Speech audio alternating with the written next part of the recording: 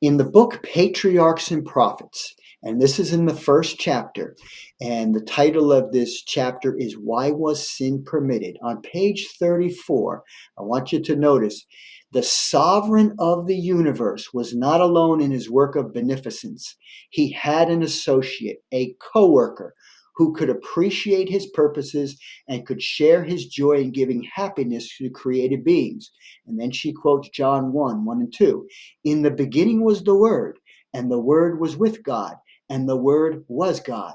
The same was in the beginning with God. Now she's talking about Jesus Christ. Notice what she says.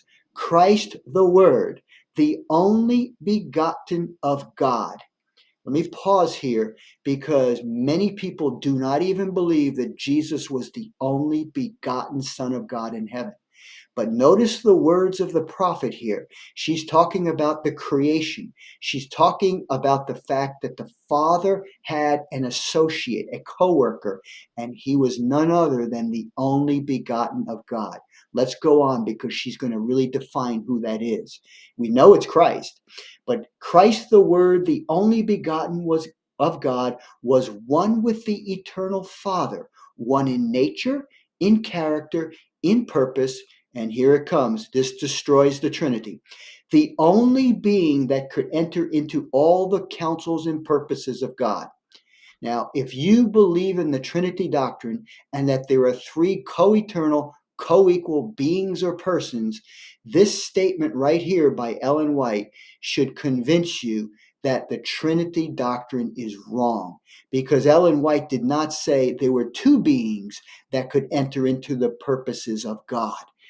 So here we have plain and clear in the very first chapter in the Conflict of the Ages series that there was only one being, and that was the only begotten of God. That was his Son.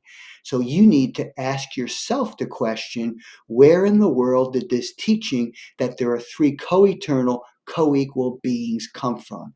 Because the devil, Lucifer, wanted to be that third person, and he has manipulated the church today into believing that there are three beings. It is a subtle deception. Let's go on because I'm not finished.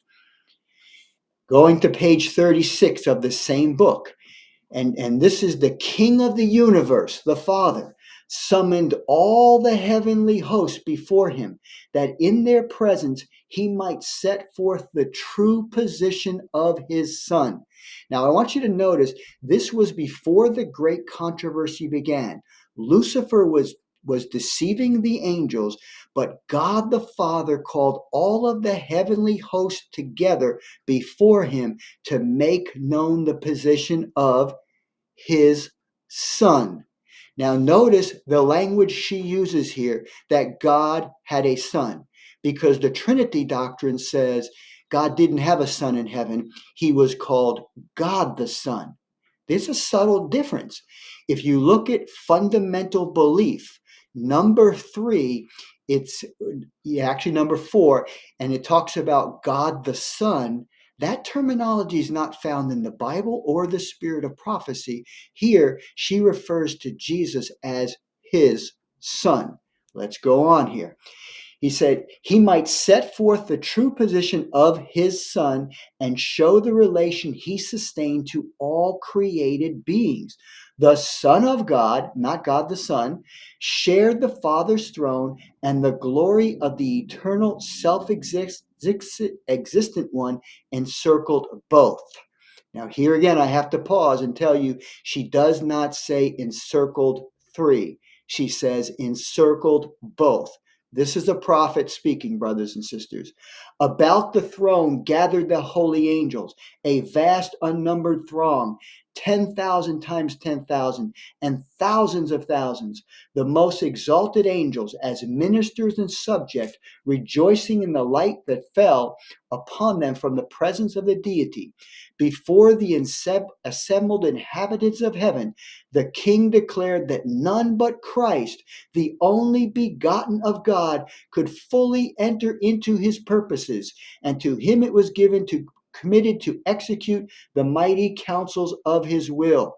She says here again that Christ, the only begotten of God, was the only one who could fully enter into his purposes. This is what Satan became jealous about, that it was only the Son of God who could enter into the counsels of the Father.